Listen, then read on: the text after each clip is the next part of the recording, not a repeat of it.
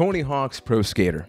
Just by saying that, you're probably immediately teleported to a time where these games took over your life, because from 1999 all the way till 2007, Neversoft developed this incredible series of games where you visited California, Mexico, space, New York, and even France, and a ton of other awesome locations.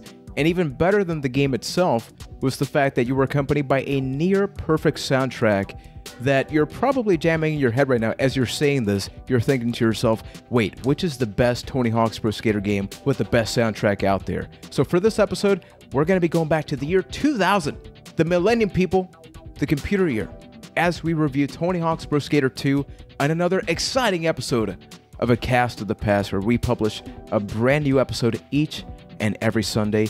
My name is Juan Velas. I am from Puerto Rico, and joining me as always from London, Ontario, Keith Posha. Keith, do you remember the first time that you played a Tony Hawk game?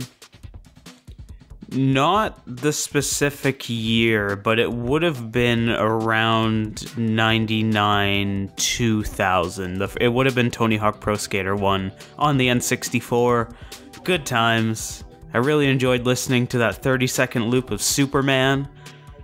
Right, that was one of the big differences. The PS1 game had like the full soundtrack. N64, it's like, well, we're going to give you the television commercial version. Here's a little bit of it. And if you like the song, you can just sit in a corner and listen to Superman over and over again, which is something I literally did for hours in that game. Not complaining, though. Also joining us from Boston, Massachusetts, Mr. Ryan Michael McNulty. Mr. McNulty, which was your first Tony Hawk game? It was the original one, Tony Hawk's Pro Skater 1. Played it at a friend's house for the Nintendo 64. I eventually got it for myself on the superior PS1. So yeah, the PS1 versions were always the way to go for these games. But yeah, the original one that started it all, man. This is going to be a fascinating discussion because I think with a lot of other games, we've talked about Resident Evil, and that has had its ups and downs, but Tony Hawk, it had its ups. Ooh. And boy, then did it have its downs. This ain't a roller coaster. Then it had its downhill jam, if you will. Oh. See, this is where some people just stop listening to the podcast. But yeah, it seems Yes. like towards around 2005, I want to say, with American Wasteland, which was one of the games that they still made, that's when people started going, oh, okay, so this is the thing now. Like, we just get these games every year, but it felt like every year it was this forced thing. But going all the way back to 99, 2000, it felt like if you had a PS1 or a 64, yeah, you had to have this game or at least played it at some point. Like, going back all the way to the days of school, how cool was it in school, Tony Hawk? I mean, just growing up, at least for myself, skateboarding was the thing in general, where you saw it as you got older and older, that just the group of skaters got bigger and bigger. And then this Tony Hawk franchise was something for the people like myself who couldn't do an ollie to save their life, but they could still kind of be involved in that scene in the way that, okay, I can go home and play a skateboard video game and feel cool about it, but I can't really skate all that well. So I think that's really where the popularity of Tony Hawk came from back in the day, just the culture itself. For me, it was kind of a reverse of that, where I think this game is what impacted the culture, at least where I grew up. Because of Tony Hawk 1, skateboarding really blew up in my neighborhood. I started skateboarding, and my friends did, because of this game. Much like how Guitar Hero influenced me to start playing guitar. Sometimes people underestimate the power of a video game to get someone to go out into the real world and try it for themselves. And we started seeing more skate parks around the neighborhood and everything. And I think a huge part of that was the release of the Tony Hawk games, really bringing skateboarding as something that I think was popular in the 80s to becoming even more popular in the late 90s, early 2000s. Side question. You mentioned that you were able to skate. What was the sickest trick that you could do? The 900. No, well, let's put it this Maybe way. the 9. I never really got further than learning to do an ollie. So I think an ollie while in motion was like the best I could do. Hey, I can't hate on that. You could do more than me. I could barely ollie standing still. Yeah, I think I could still do it. I still got my skateboard in my room somewhere. Be careful what you say, Ryan. Yeah, this is this is going on the internet. It's like riding a bike. I don't think you can forget how to do an ollie. Oh, well, we better see one, is what I'm saying. Yeah, we might now. have to put that to the test. Some of my friends could do kick flips and stuff like that. I was so close to landing a heel flip, but it's pretty tough. And also dropping in on a half pipe, never successfully did it, but I remember trying it and just falling on my ass.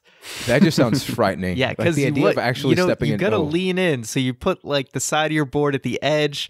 You're looking down, even though you look at that half pipe before you climb up there. You're like, oh, it's small, whatever. You go to the top of that, you're like, all of a sudden, that's like 100 feet tall. Terrifying. And what you have to do is go against all your instincts and lean into the drop, which is just, I was never able to do it. 2 words. Hell no. I'm good. I'm good on that. So let's talk about the digital version of that with Tony Hawk.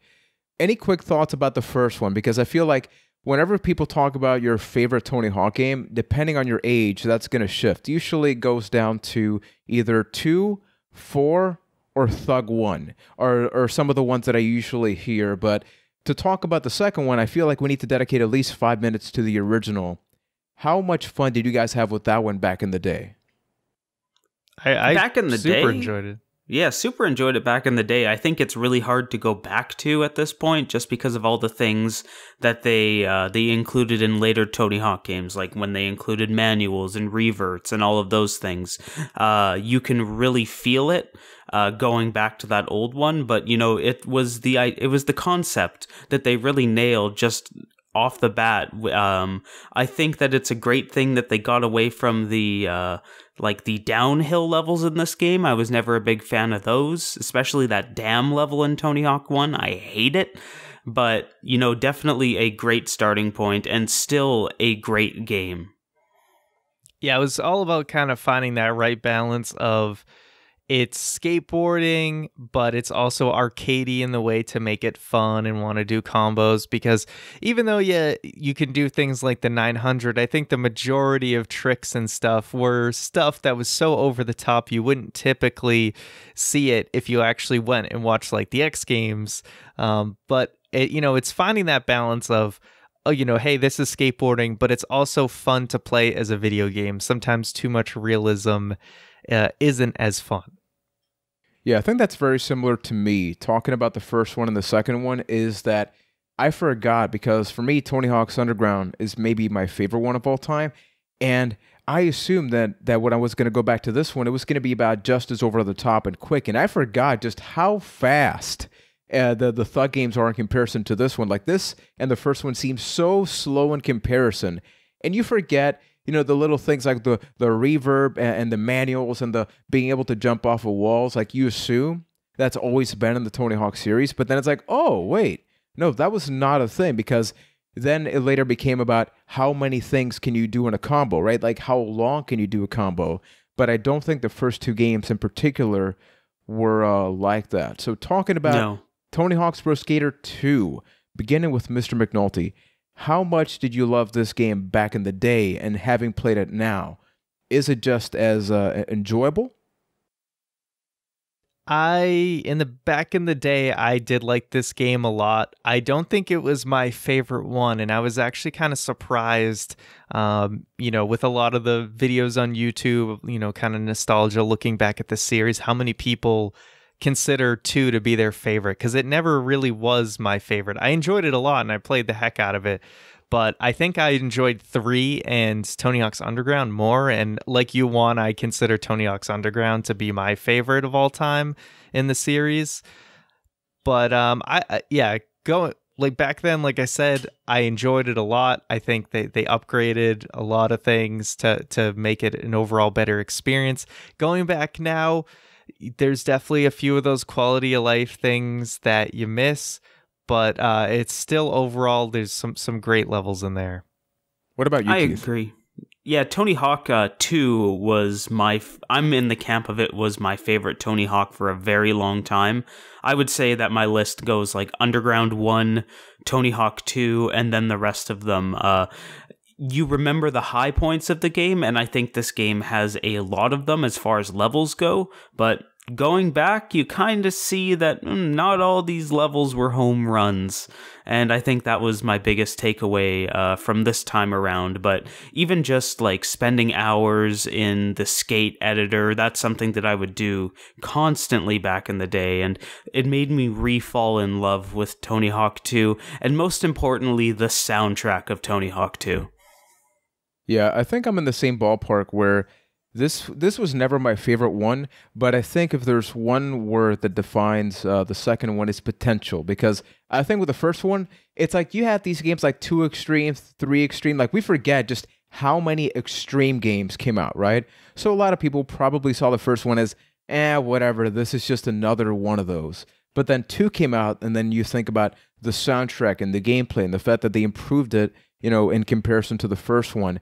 But I think that if you got to select, maybe objectively speaking, the best out of the pro skater, like not talking about Thug, all the way up until 4 felt so solid. I remember playing that online. I believe it was on the PS2, and I just love playing that game. But despite that, it doesn't really matter which one you play. You're going to get enjoyment out of it in 2019. Yet, you got to be real. Graphically speaking, it's not going to be as beautiful, but Ryan, I actually have a thing before we talk about the chronology, because this game came out in a wide variety of platforms, and I think it's easy to forget. So could you list out a couple of the platforms that the second game is currently available on? So, yeah, looking at the platforms, we got PlayStation, Microsoft Windows. There was a Game Boy Color edition. Yeah. It was on the Dreamcast. It was on Game Boy Advance. It was on Mac OS, Nintendo 64, and eventually released on iOS. And there was actually another version. It's a different game because it has the X afterwards, but Tony Hawk's Pro Skater 2X on the original Xbox. Mm-hmm. So and there was an HD remake pack that on the 360 that featured this game as well. Yeah, and I know much like the Crash game, apparently the engine and the gravity in that game was very different. And I'm just going to say, because I know when you look at Game Boy and Game Boy Advance, some people are just going to say like, whatever, those were just really bad ones. Here's the thing. I played the GBA version more than the PS1 game, and it is just as good. The soundtrack is generic. The soundtrack is just generic GBA stuff, but just take a look. Just go to YouTube and type Tony Hawk's Pro Skater 2 GBA gameplay, and you will be surprised by just how good. Oh, you're talking GBA, not Game Boy Color. Yeah, GBA. Yeah, the Game Boy Advance version. I was one of those people that kind of wrote it off. Yeah, I did see the GBA one, and for the time, I was like super impressed by it because GBA was relatively new, and you were just like, whoa, it's kind of like 3D on a handheld. This is crazy. It was more of a top-down view, but it was still pretty solid. Mm-hmm. That was actually the first GBA game I played. Yeah, the thing that separates the Tony Hawk games from like most other games is just how tight the controls feel. And I was one of those people that really kind of wrote off the GBA version. But Juan, you sold it on me when we were talking about this episode, and it really translates just how tight those Tony Hawk controls feel. And I think that's what like makes it a really good game. It's really worth a check out. So we've briefly touched up on some of the releases, but Keith, I'm going to give this one over to you, buddy.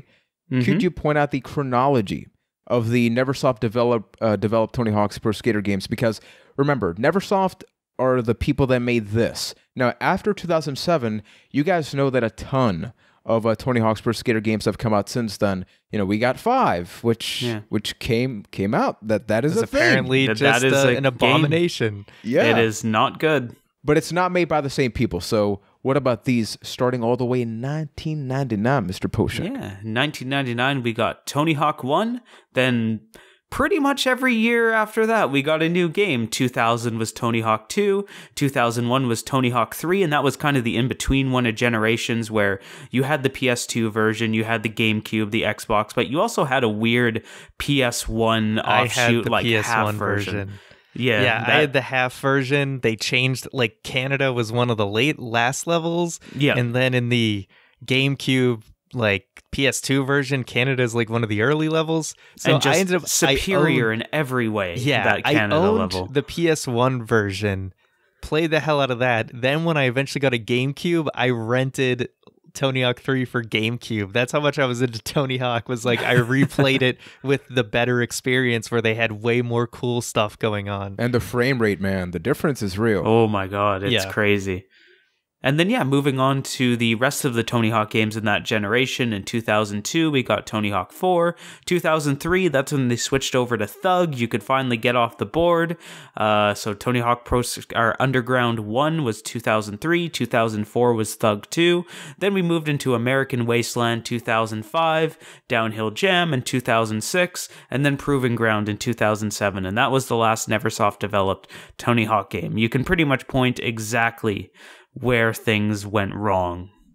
And even from a naming standpoint, because notice like Underground 1 and 2, so there they were saying, okay, yeah, this worked in the first one, let's work on something else, let's work on a sequel. But then 2005, American Wasteland, it's like, okay, what? So you're trying something, but that in 2006, you actually got 2 games. You got Downhill Jam on the Wii and Project 8. Oh, yes, I missed Project 8. And that game, I remember, so it did had everyone so else. many glitches, yeah.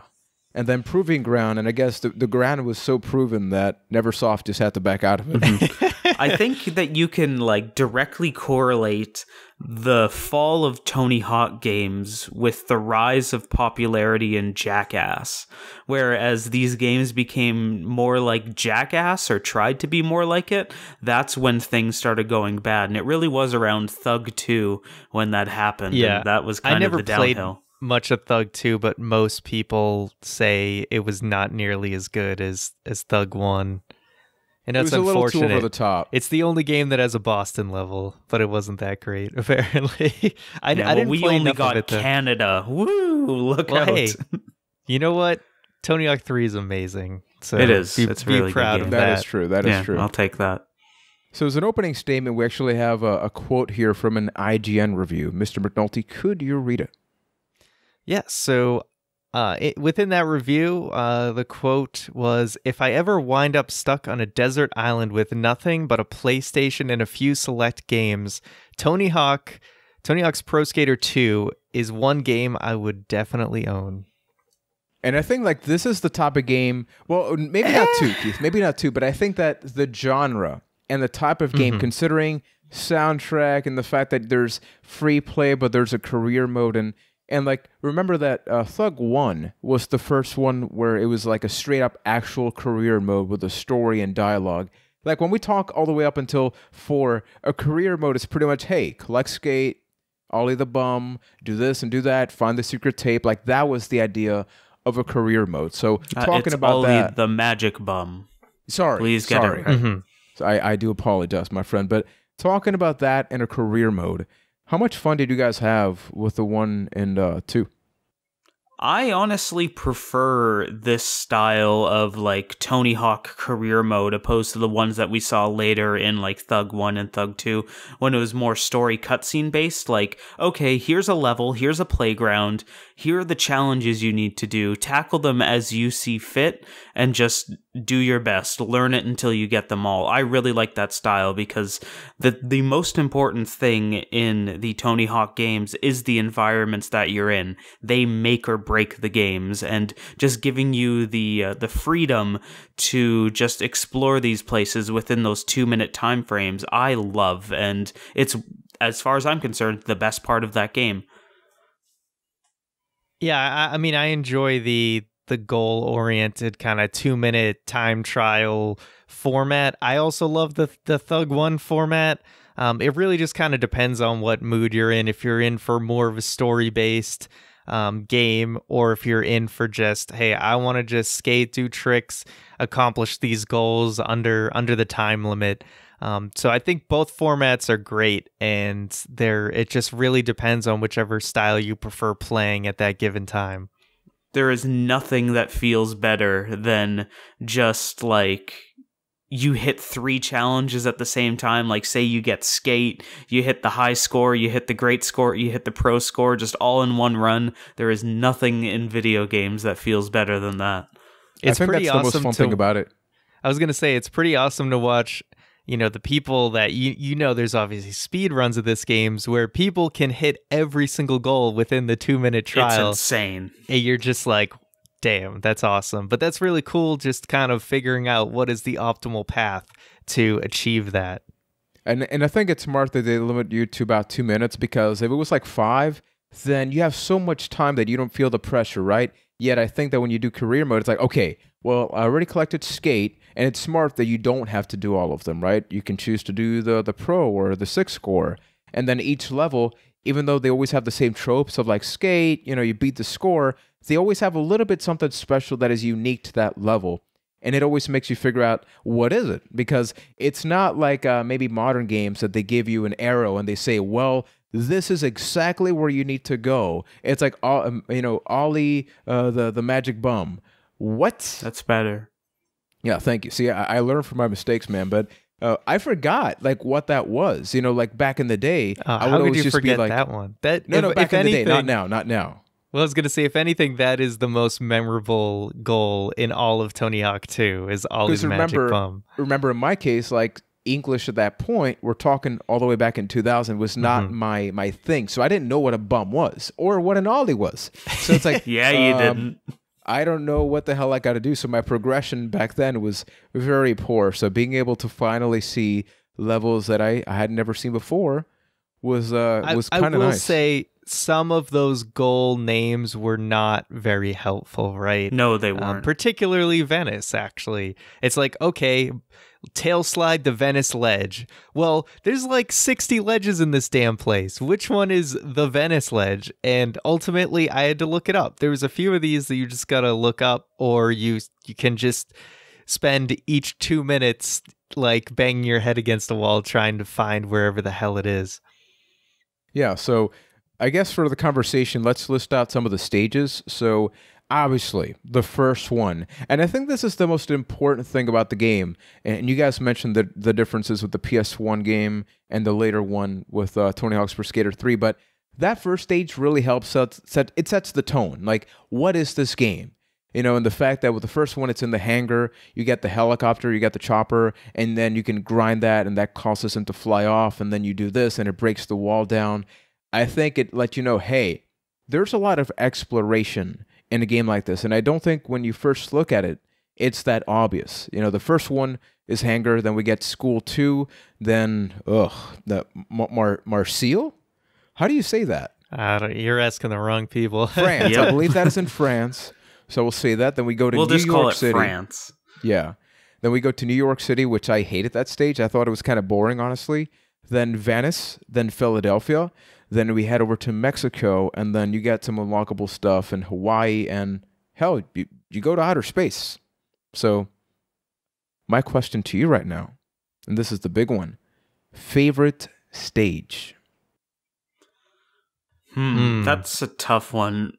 I think I'm going to have to go with the last stage of the main career, the bull ring in Mexico, mostly because that just executed, with the loop, it executed so well on feeling like one of those skate competition areas, and there's like just different areas where you can really make your style of like skate. Like if you prefer to grind, there's an entire ring that you can grind around. If you just prefer to use the half pipe, you can just get a top score in the half pipe there. It really shows off the best of the game mechanics. And yeah, I would say the bull ring, or just for crazy level, I would have to go with the hangar, because they really start that game off in an incredible way where I would argue until you get to Skater Heaven in outer space, that is the most over-the-top level in the game, where you're grinding on a helicopter and it's taking off and you're taking down walls and going into secret areas. They really just started off on a strong foot in that hangar as well. I was always a big fan as a kid of, like Keith, the bull ring. I remember just trying so hard to unlock it because I was like, I want to do that loop. It's so cool. And then you do the loop and it's not really that amazing. But I remember also really loving, and I think we forgot to list it, was it like Venturis or whatever, was like the second medal competition. I forget where it actually is. But that skate park it's not here. level, I did really enjoy that one. That is really good too. Going back, I would probably say Venice is my favorite level. I think it just has a lot of cool places to do combos, and it's just super memorable with a lot of the tasks, even if some of them are complete BS. Dude. But yeah, Dude. definitely. Yeah, I know the VB transfers. I had a lot of trouble on that too. The worst challenge in the game. That was one I didn't go back till later. And because I'll tell you one thing, to take it aside from the levels for a moment, I totally forgot you could improve your stats in this game Oh, that's sus. So I was playing as Rodney Mullen, who does not have good air. So I was struggling. Once I got to Philadelphia, there were some things that I was like, I don't know if I can do this. I don't think I have enough air to get up to like drain the water or whatever. Did you not spend any of your money then? I didn't do it until I got to Philadelphia. I did everything with base stats until Philadelphia. Wow. It's actually impressive. Yeah, then I boosted the crap out of all my stats, and I went back and did the VB transfers in Venice because I didn't have enough air to make that first gap over to the right in Venice for the VB transfers, so I had to go back and do it later. I did a lot of yelling in that one, but for me, yeah, I think that Venice is by far my favorite stage, despite the fact that it's the most frustrating because, okay, School 2. I think that for whatever reason, and I want to have this discussion with you guys, whenever people think about Tony Hawk's Pro Skater 2, like that is the only stage, maybe with the exception of Hangar, because it's the first one, but that's the stage that everybody's like, Tony Hawk's Pro Skater 2. They automatically go to that one. I think Venice is up there too. If I were to say top 3 memorable stages of Tony Hawk 2, it's Hangar, School 2, and Venice. Yeah, I don't know. I've never understood that. To me, School 2 is just an extremely overrated stage. Like, it's fun for grinding, I guess. Yeah. But, like, having, especially the challenges. The draw distance, dude. In School 2 it's horrid. And maybe it's just that I'm not good at them, but wall riding those bells in School 2 was one of my least favorite challenges. It's terrible. And I think it's more because if you go to Hangar is more of a half-pipe stage, and then you go to the School 2 one, which is, like you said, Keith, it's more a street grindy. skate type of stage. But it's kind of empty. Oh, yeah, it is, surprisingly. But the thing is, I 100%ed the first 2 levels, and getting all the cash in School 2 is a pain in the ass. There is some BS ones. Yeah, because that first bell that you wall ride, you have to like wall ride and then like grind up to this other level. Top part. Yeah, and then you break through the window. Yeah, there was some BS money up there that you had to then like make it across a couple of gaps and then get this like other money that's hanging in between that and another trailer thing. Thanks. Yeah, It was ridiculous. So, School 2, any last thoughts about why people remember it so much? Because, like, it always bugs me. It always annoys me. Because it's like there's other stages. The leap of faith, probably, which is an actual thing in skateboarding. It's a part of an actual school, so it's related to that. Plus, I think people really like when they discovered where the secret tape is. There's that hidden area in the back. So I think people really enjoyed anytime there was, this cool little area that you can find. Again, I struggled to get the secret tape in School 2 because if you don't have a lot of air, that one's a pain in the ass to get to. I imagine as much. Yeah, I never got the one in Venice. Oh, I tried really hard. Yeah, you need to do some BS. That's where on you the like X, right? Like the grinding in Venice, you have to do that stupid like pop-up thing on those. I can never do that. I can never do that, man. Because I tried from the rooftop. I tried from the rooftop to get to it, but I didn't have enough air. But then I looked up that if you do like a boneless right in front of those little things on the ground, you pop up like super high in the air. Oh, that's handy. And you can get it. You have to hit it at the exact right angle. It took me forever to get it. That would have helped me a lot in Philadelphia. But we'll get to that later. Yeah. Yeah, but just as a closing thought about Venice, I think that out of all the stages, it felt the most complete to me from a personality standpoint. Because I think that every other stage, like it felt like this is a big area, but it's kind of empty. With school, New York, I thought was boring. I thought that the setting, New York is it the didn't worst represent level school. in the game. Yeah, it is horrible. I'll put it this way: the two levels that I saw where I was like, ugh, was definitely New York and Philadelphia. Yeah, agreed. But yeah, I agree with you guys. I think that the bull ring, and it's nice that in the story mode it's the last one. It's just like have fun. You know, here's everything that you've learned, and it says a lot about level design, which is if you like grindy stuff, you get this. If you want to fly, you get that option as well. But I feel like as time went by, the Tony Hawk games became a lot better, especially with Thug. Like Thug, it didn't matter where you started. It felt like you could always keep a combo going. Where in here, you could definitely feel like, well, you're not going to get too much done here, so maybe move around, especially in the stages like the competition ones were my favorite because admittedly they were the easier ones. Like you don't really got to think too hard, but I would always just go to the same area, just try to get a higher score. I don't know about you guys. Yeah, because they're basically skate parks, so there's a lot more skater-friendly stuff in there. You get a bunch of half pipes, and then you get plenty of rails and stuff, so it's a lot easier to combo. Although I didn't get gold on any of the competitions. I thought it was pretty tough. I got number 2. Did you go back and try after upgrading your stats? Because I got a gold on all 3. No, I probably should have, but I didn't. I actually am not a huge fan of the metal ones as much as I used to be because I get so annoyed if I fall once, I just got to reset. There's a lot of, I mean, I do that a ton already in the game, especially trying to go for like 6 scores and stuff. There's a lot of start and retries in Tony Hawk games. It's just it's part of the way it goes.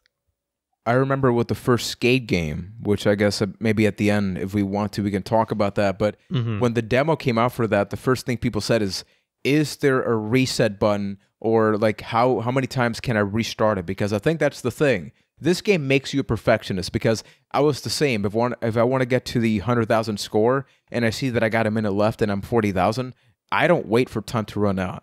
I hit restart and I've tried to figure out the best combination that I could. And starting first with you, Ryan, I think you mentioned who you played as, but which skater did you choose?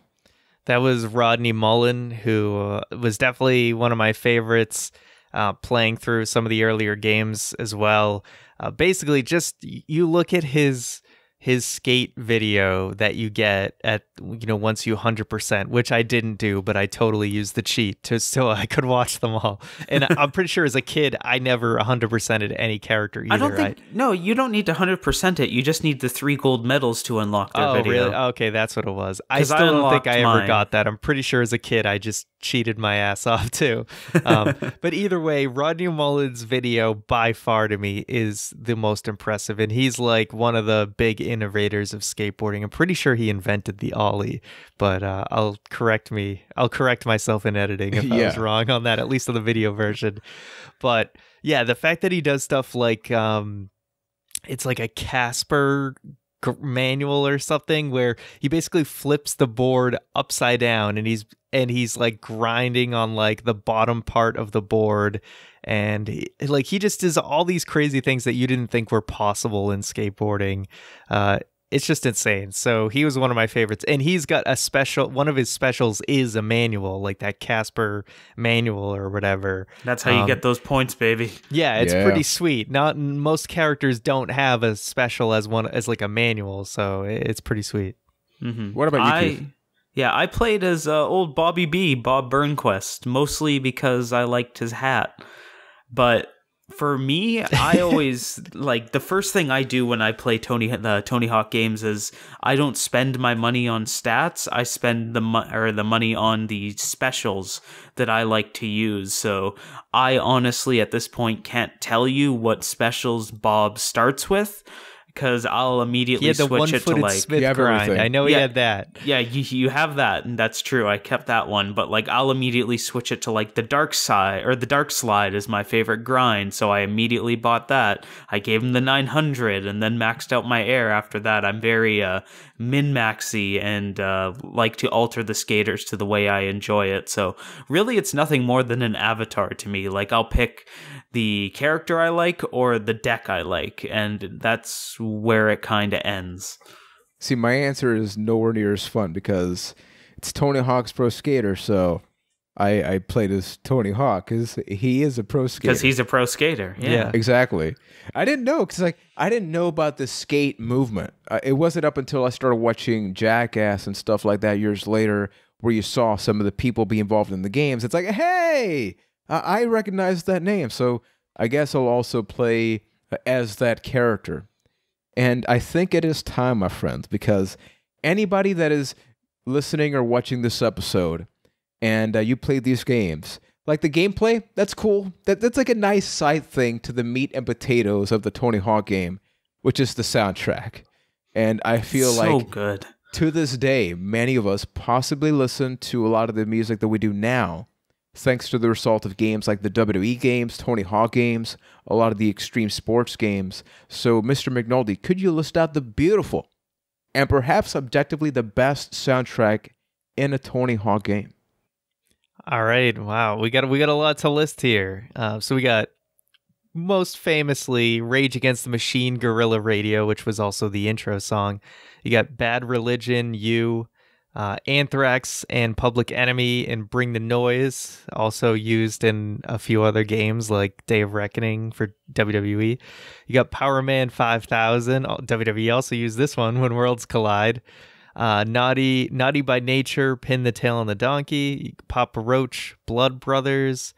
The High and Mighty, B-Boy Document. Consumed, Heavy Metal Winter. Dub Pistols, Cyclone. Swingin' Utters, great name. 5 Lessons Learned. Styles of Beyond Subculture.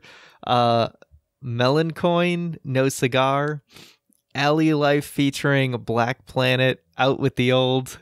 Lagwagon, May 16. And Fu Manchu, Evil Eye. I just love these names. Yeah. They all Nothing sound beats made up. those swinging utters. Yeah. And now, okay, this is, if I think selecting a stage was difficult, this could be even harder. So starting with Keith, favorite song in the game. Oh, that's easy. It's well, no, it's not actually easy. I was gonna say When Worlds Collide, but Guerrilla Radio is also really good. When playing the game, like 2 categories here. I think you have to separate it into song you would go and listen to right now and song that fits the game best. I think When Worlds Collide is the song that fits the game best. Like you're starting that 2-minute run, you hear that what is it really? Let's go on here. And you're like, yeah, let's go. But I would say Guerrilla Radio is the best song on the entire soundtrack. Yeah, see, a lot of these ones, When Worlds Collide, Bring the Noise, and Guerrilla Radio, those are all ones that are pretty famous even outside the game. So obviously those are going to top a lot of people's list. Probably my favorite is Bring the Noise. I'm a big Rage Against the Machine fan, but I like more of their other songs compared to Guerrilla Radio. Bring the Noise is a really classic, good song. God, I love that song. Yeah. Yeah, Anthrax, that's actually Public my favorite Enemy, as well. best probably metal to rap combo song ever. But as far as like other ones outside those top ones, probably the one I found myself enjoying the most was Cyclone. Yeah, I'm with you there. That and Out with the Old. Those were ones I felt like I heard the most playing through the game again. I feel like whoever plays this game, they're always like, my game always plays this song more than like any other song. So those are the ones I heard the most and kind of stuck with me. I think we talked about this with Grand Theft Auto 3, and the same can be said about this, which is there's the game, and then there's how much better does the soundtrack make the game. So my question to you guys, starting first with Ryan, is, say hypothetically we get the exact same game, but instead of this beautiful soundtrack, you just get generic rock. Do you think we'd still be talking about the Tony Hawk series? Because we're applying this to all of them. as much as we do now? No, I don't think it would be the same way, and especially like the soundtrack for Tony Hawk 1, I think really was what set the stage, and there's a ton of memorable songs in that one too. And I think that also opened it up for them to get even, higher reputable bands like Rage Against the Machine for the second game. So absolutely the soundtrack had just as much to do with this series taking off as the actual gameplay itself. It's greater than the sum of their parts. Yeah, I agree. And the fact that people still talk about the Tony Hawk, I would say people talk about the Tony Hawk 2 soundtrack more than the video game itself these days is a test and just proves how important it was for this game to really hit the mainstream. Yeah, I think another game that people always talk about the soundtrack is Crazy Taxi. What is the first thing that you think about when I say that? Yeah. Exactly. Yeah. So I don't know if you guys remember, this happened a couple of years ago. I think it was iOS. The game came out, they changed the soundtrack. Oh. And I mean, there's a reason why I forgot it came out on iOS until I'm reading the show notes right now. They literally had to patch the game in and get the licensing rights to the song. That's because great. people were boycotting the game. It's still the same game. So just think about that. And then the other thing is that, sure, way back in the day, gaming is not as mainstream as it is now. So even think about your PlayStation Classic. I'd say that Tony Hawk's Pro Skater 2 was at the top of the food chain of, how come this is not in the PlayStation Classic? Well, Ryan just listed over 10 reasons why. Because back in the day, the companies aren't thinking about, well, when they sell this game digitally, we're still going to have the licensing rights to the song. So that's why you don't see things like this, like Gran Turismo and other games show up in something like this. So how important do you think it is for video game preservation that this game is probably never, ever going to be re-released in its original form? Like, unless you buy it, like, I don't even know if the iOS version and stuff like that have the original soundtrack. How big of a deal is that for you? I do think it's a big deal because I needed to look it up after hearing you talk about it, because even in the HD remaster that wasn't received well, that came out for the Xbox 360, they only had a minimal amount of the original soundtrack, and it just wouldn't be the same without hearing those same songs. Maybe it's a nostalgia thing. Maybe it's a matter of if you didn't grow up with it, it's okay. But I just think that the songs are so fundamental to the experience itself that not having them does take away from it. And it is kind of unfortunate as far as a gameplay or like a preservation of games standpoint, because when you start throwing in these licensed tracks, it becomes harder and harder for it to be re-released. So you just kind of have to hope that the data for the original game never goes away. So maybe it ends up being a detriment at the end of the day, even though it's so vital to the experience, just because of a preservation thing. I'm not really too worried about it, because at the end of the day, I think since, it's very hard to get, original working NESs and old NES games. But I think as time has gone on, we've got better at preserving PS1 and things like that. So it's a lot easier for you to go back and play a PS1 game and things like that. And in fact, for like $9, I picked up the original PS1 Tony Hawk.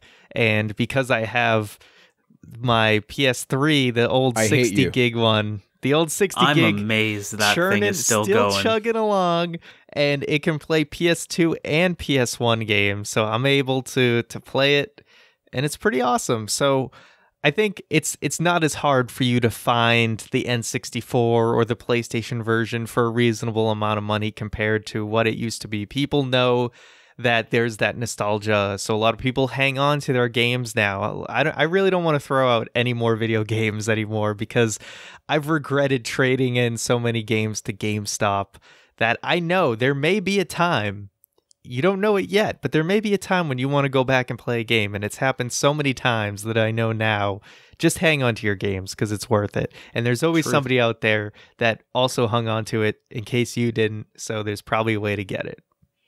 Yeah, something that Ryan mentioned that's really important is anybody that has a PlayStation 3 obviously plays PS3 games, but all of them, and I do mean 100% of the PS3s, play PS1 games. So maybe you didn't know about that because, there was this whole debacle of the original PS3, which Ryan has one, and I hate him for it, where you can play PS1, 2, and 3. And Ryan, can you do me a favor, buddy? Yeah.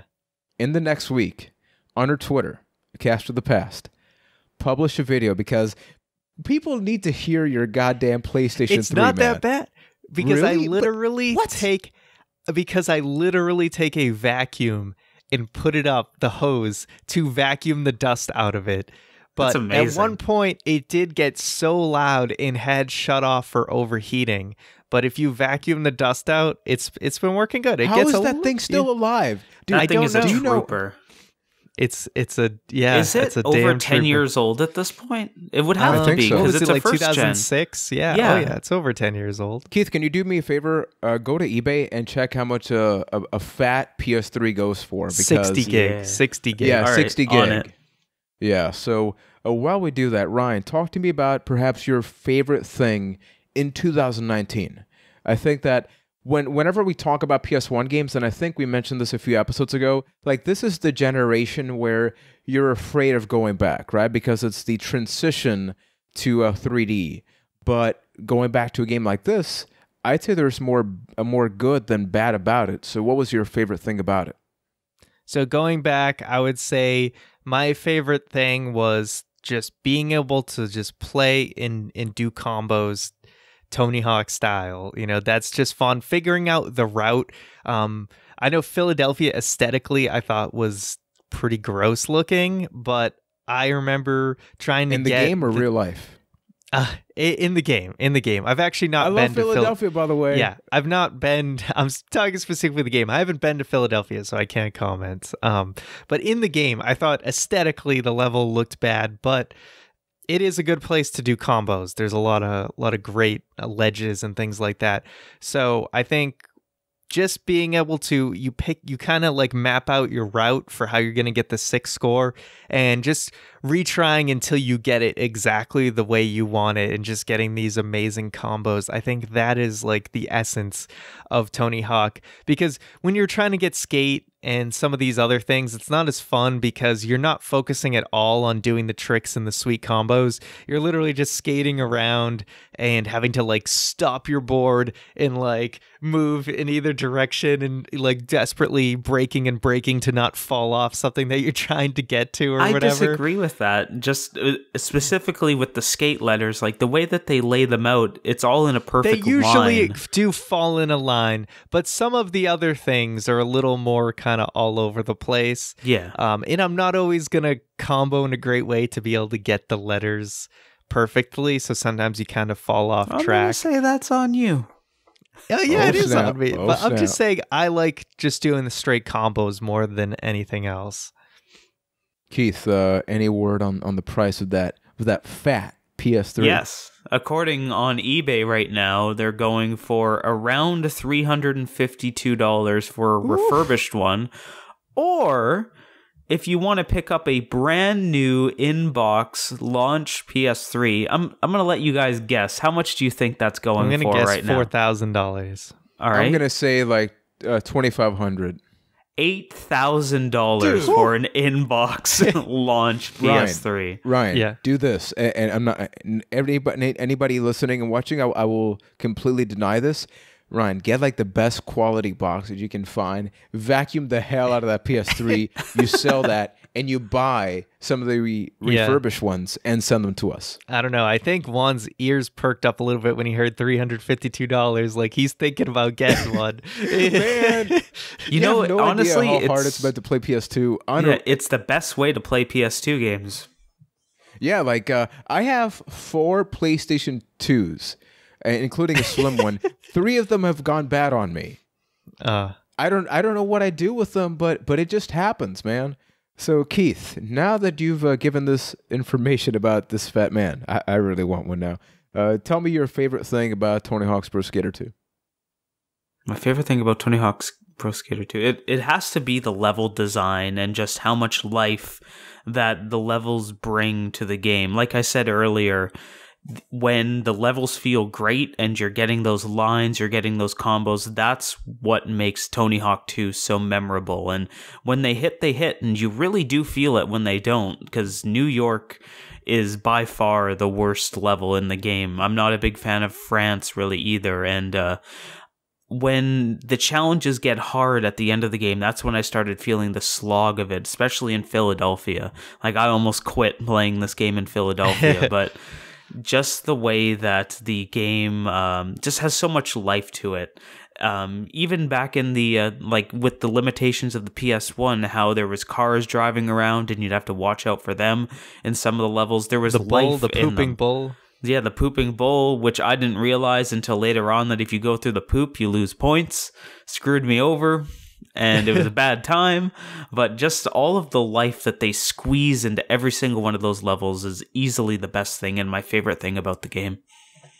For me, my favorite thing has to be that going all the way back to Grand Theft Auto 3, like all three of us collectively agree that game is awesome. That being said, I played the PS2 one, and the entire time that I played it, I felt like I was playing a PS2 game, and not in a good way, right? It felt like, okay, Juan, understand the point and place and time, but while I was playing this game, I forgot that I was playing a PS1 game. I was just having fun, like especially in the California stage. At one point, I actually paused and realized that, like, hey, I'm not playing this like thinking, it's a PS1 game, it looks ugly. I was having so much fun that I felt disconnected from the world because I was enjoying the level design that you mentioned, Keith. I was enjoying the soundtrack. I was enjoying the challenge of, like, okay, I can technically continue to progress to the next level, but I want to get the pro score. I want to get to at least 100,000. I don't want to be a failure. And I think that a lot of the Tony Hawk games, like, give you that vibe and that feel. And yeah, the fact that this is a PS1 game and I never felt like I was playing a PS1 game, like, sure, it had a couple of features. Well, let me finish my point. All right. And I'm interested. Ahead. I'm interested in hearing that. Like, and maybe this will kind of be the gateway here. The only thing that made it feel dated, and it's nothing against this game, is like I forgot how many things were implemented in 4 and 3, and then every now and then I had to adjust myself, right, to like, okay, right, this feature did not yet exist. But once I got past that, I was good. So Ryan, what's your counterpoint about the things that maybe don't hold up about this game? Yeah, I mean, clearly the draw distance was it wasn't a factor in many levels. Only really School did I think it was absurdly bad. But I think for me, the biggest thing that really aged it is I found it very, very difficult to play using the analog stick. Like I had to use, I had to use the D-pad. I didn't even think about you playing it with the analog stick.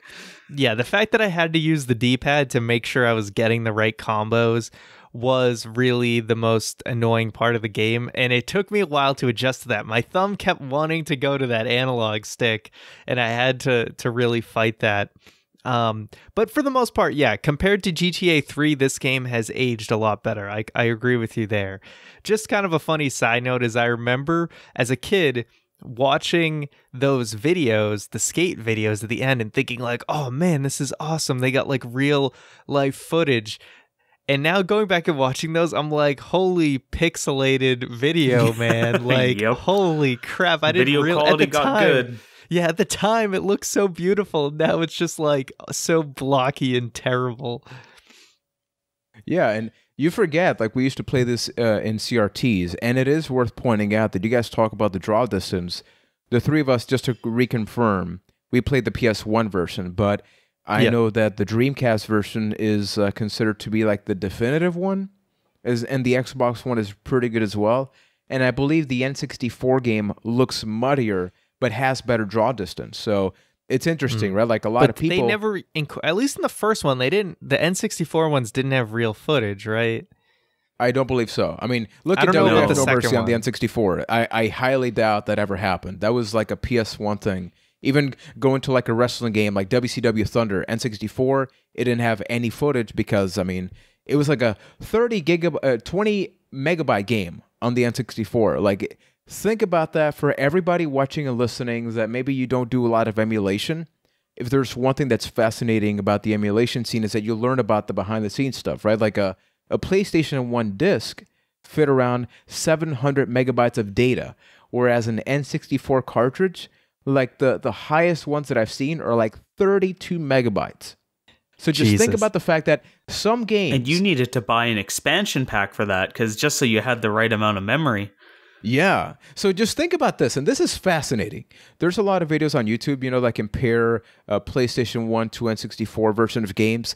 And just from like a size standpoint, you assume PS1 is the better running one, right? But because it's a disc, and discs weren't read as fast as they are now, usually the N64 version of the games have better frame rate, better draw distance, but the PS1 games look better, although because they were so pixely, people kind of preferred N64 because it was like a little bit smoother.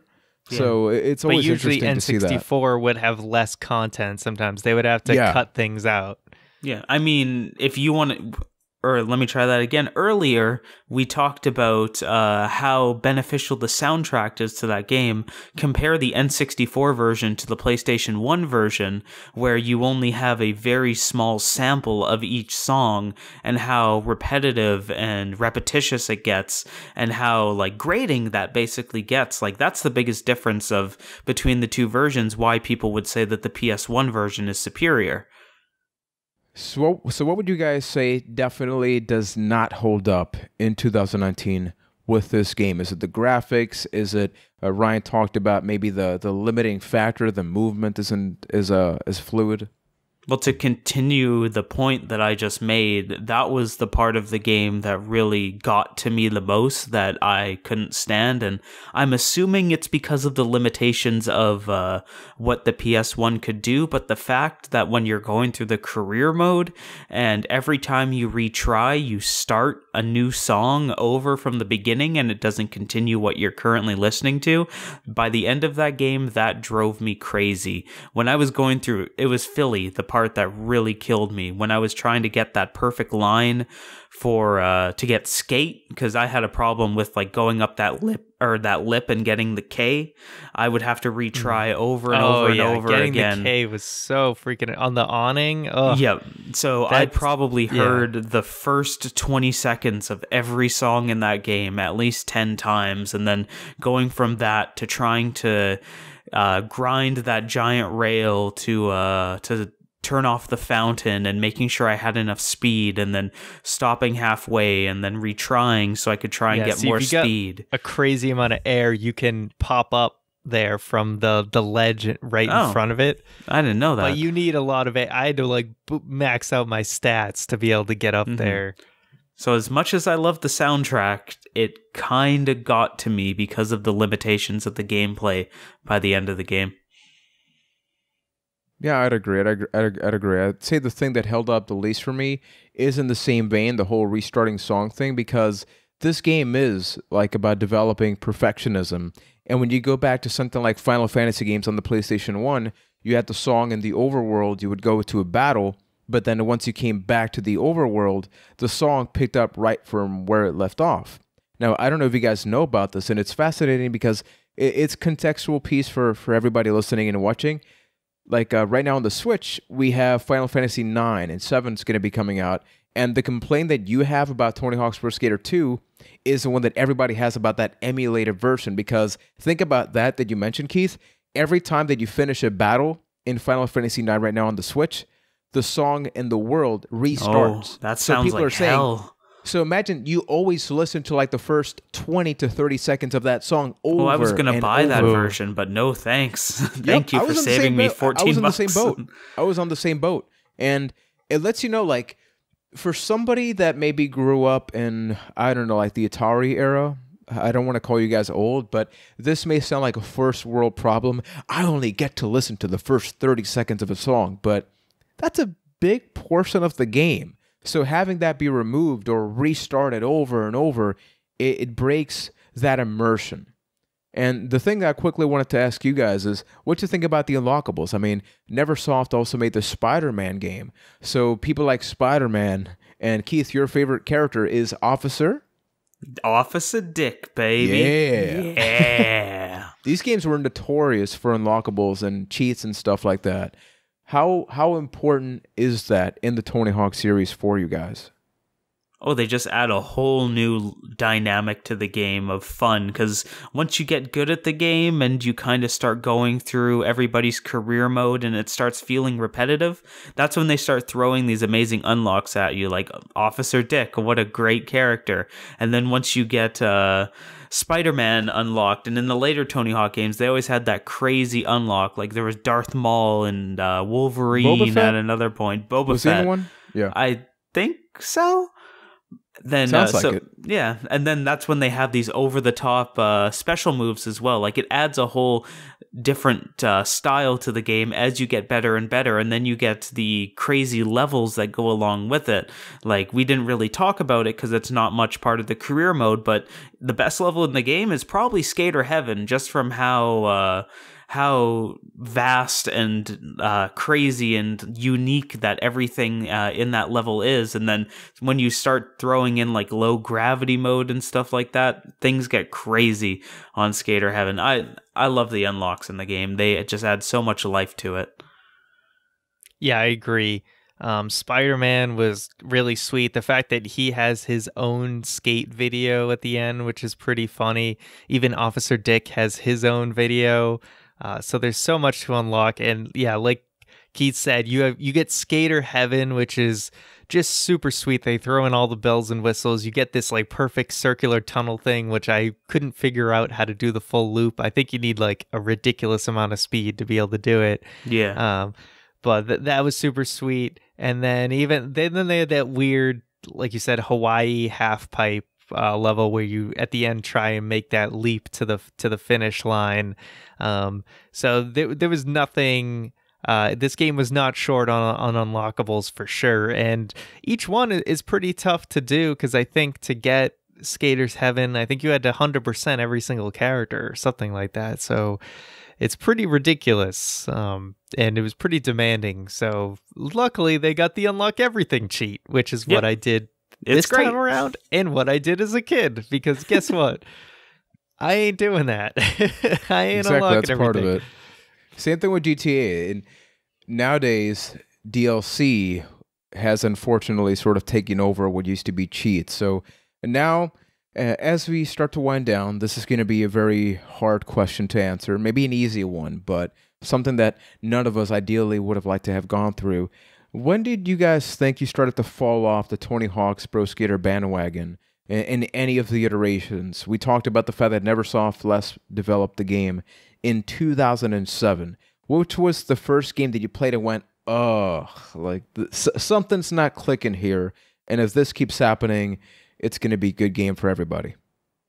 Tony Hawk Pro Skater 2 was exactly when it happened. Like I mentioned earlier, when there was that increase in the popularity of Jackass and the Tony Hawk games tried to match it, that's when it kind of got to be a too much for me. There was Underground 2? Yeah, Tony Hawk Underground 2, sorry. Yeah. And you could start seeing the beginning of that happening in Thug 1, but they really took it to a whole nother level in Thug 2, as to the point where I never finished that game. I just got tired of it, and it's like, I think I'm done. So, yeah, and after that, I haven't touched a single one of them, because I heard they just got worse and worse and worse, and Tony Hawk Ride is on a whole different level of its own. So... yeah, that was kind of the taking Tony Hawk behind the barn moment for me. Sorry, Tony. Yeah. So I would say that it was weird because I was super I think I burnt myself out on Tony Hawk 3 because I played both the PS1 version and then rented and played the heck out of the GameCube version. So I completely skipped Tony Hawk 4, which people say is one of the best ones. I've never played that game, except for maybe like a couple minutes of it at a friend's house. But then I did, of course, play Tony Hawk's Underground 1, and that was the last in the series that I completely beat. I played Underground 2 at a friend's house, and I was just kind of like, I wasn't super impressed with it. And then I really didn't I haven't bought a game in the series since. It really wasn't till Skate came out that I found interest in a skateboarding game again. Yeah, for me, it had to have been Tony Hawk's Underground 2 for the same reasons that you mentioned, Keith, because I think that Underground, the first one, is the one that I played the most, especially with the online, because my favorite game mode was not in the second one, which is the tag one, where you grind and the things Right. take your color. Like that, I love playing that. I was always bad at the combos at like high numbers, but I love playing that. But the moment that I put the Thug 2 is like, oh, okay, so now it's like a Jackass game featuring a skateboarding game. And even in like 4 and Thug 1, it was kind of in that zone, but they made the full transition. And then to after that, see like the transition to like the newer consoles and Project 8.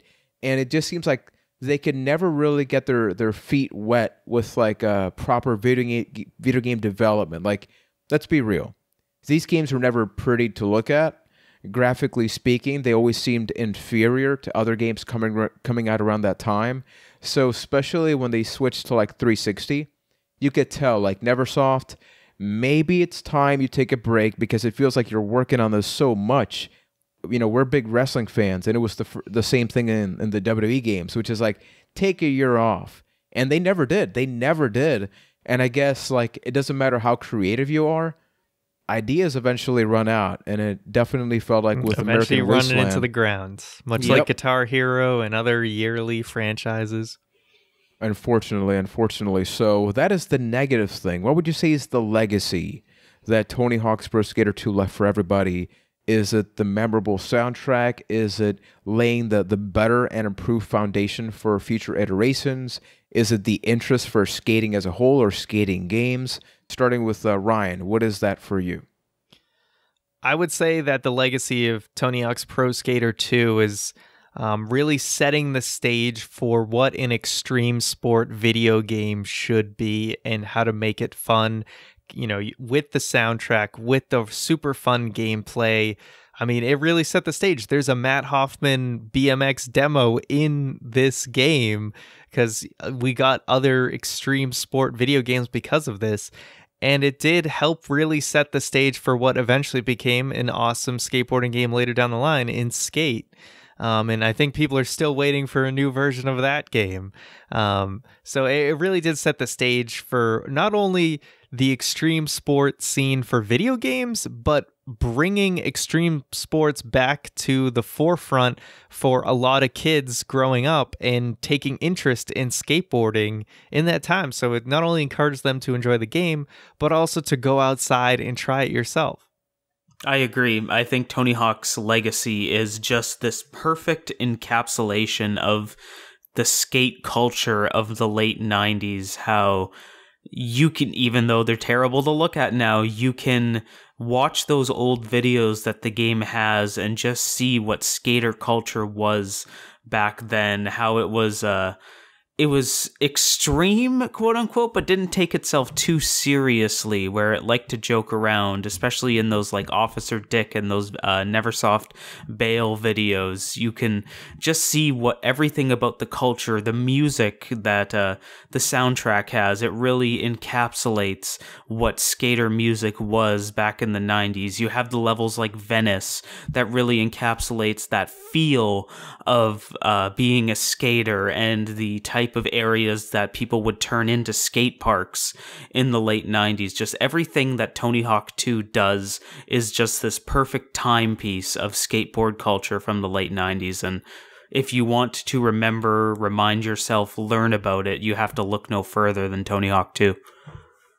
Yeah, for me, I think the most important thing is also the technological aspect, because remember that nowadays, anybody that is listening to this, and I guarantee you at least a couple of people are going to do this, they're going to finish listening to the episode, they're going to leave the 5-star review on your preferred podcast platform, but then you're going to go to Spotify, and you're going to search Tony Hawk's Pro Skater 2 soundtrack, and guess what?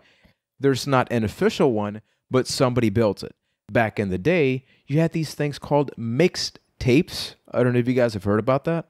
Or these Walkmans that people would get CDRs and they would burn the soundtrack. And I remember in school. Or you got this back in the day, PS1 game, literally you pop that sucker in a CD player. It's true. Yeah. It starts playing the damn soundtrack. How about that? That really was like the biggest most revelation. value. Yeah, It's like I the remember most doing that with value Twisted ever. Metal. I was like, Right. Do you know, this is sad. You know the first game that I did that with? what, like So Croc unnecessary. 2? Legend of Legaia. No, but the soundtrack is similar. Age of Empires 2. So like a super relaxed soundtrack. Just the sound of horns, or like what, the PC what was disc? that? Yeah, the PC disc. It works for I didn't know it worked for PC games too.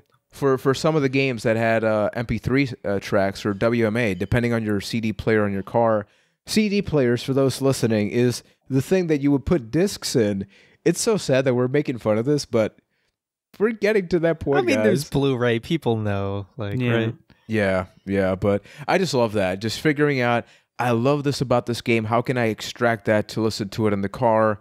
Or we can get creative like with Ryan did with that. So, people, that has been it for our Tony Hawk's Pro Skater 2 episode.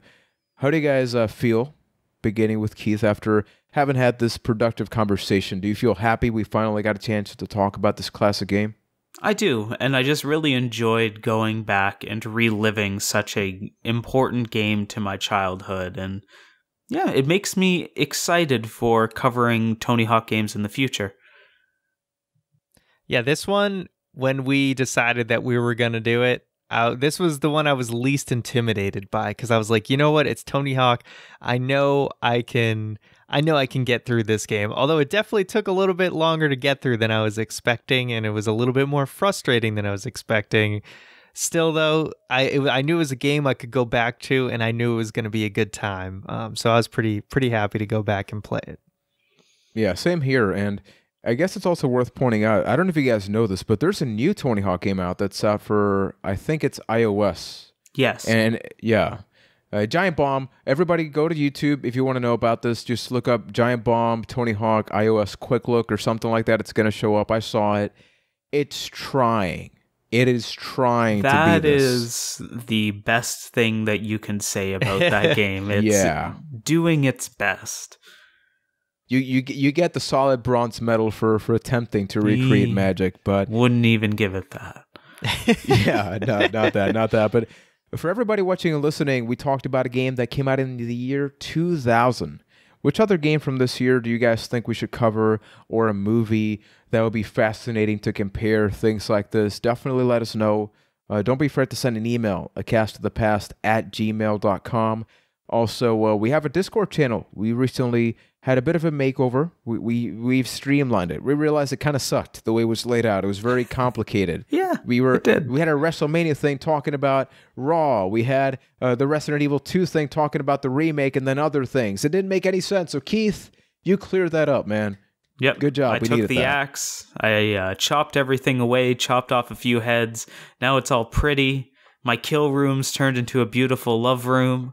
And we're excited to have you join us in my love room. Yes. acastofthepast.com/Discord is where you can join Keith's love room.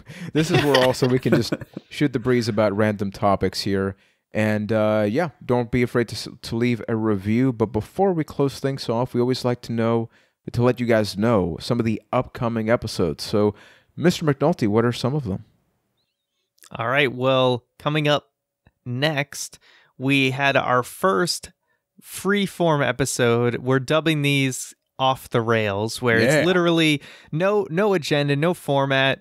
In fact, we all went in with things in mind that we were going to talk about, and we talked about none of those things. None of them. Yep, not a single one. Mm-hmm. What I can tell you is we ended up talking a lot about pizza and arcade games, and you'll be able to watch that on March 3rd. Coming up after that, we've got Captain America on March 10th. And now, what year did that come out, Juan? Do you know off the top of your head? That came out 2000. Keith, could you look that up? I think it's around 2000. Hashtag fact checked. 2010? I'm just randomly saying a year. It feels like a 2010 movie because obviously we're using this because Captain Marvel, that's going to be coming out. And we had an internal conversation about which are some of the key Marvel movies that we love. 2011. Hey, okay. I wasn't too far. Not bad. I just want to clarify that because there is like a really old Captain America movie. So I want to let everyone know this is the first 2011. Captain America of the Marvel Cinematic Universe. Yes. Captain America, the first Avenger. Yeah, this is the most recent thing we've ever covered on the show. But yes, hey, for sure. 2011, that's a couple of years ago still, already. Yeah, it's still 8 years ago. So there you go. Then we will have another short kind of 0.5 edition episode coming up on March 17th. More details to be announced in the future. And then finally, as this was a video game episode, we like to let you guys know what the next video game is going to be. It's going to be a fan favorite, one that definitely deserves a re-release, remake, or completely new iteration, Pokemon Snap. We're going to be covering that March 24th.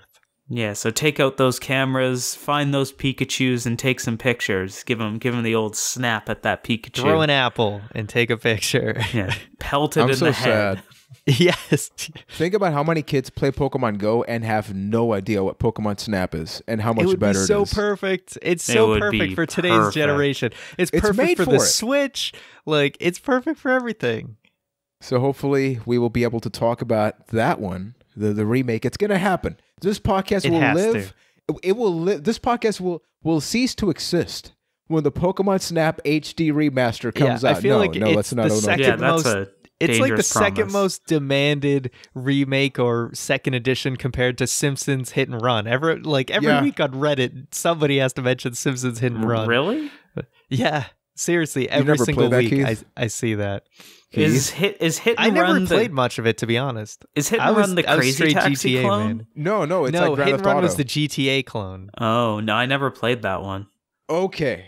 I barely played it. I was always just right to GTA. I was like, I don't need any substitute for it. Road Rage. What was the Road Rage? That's it. I played a lot of that one, and it was pretty good. But no, never played Hit and Run.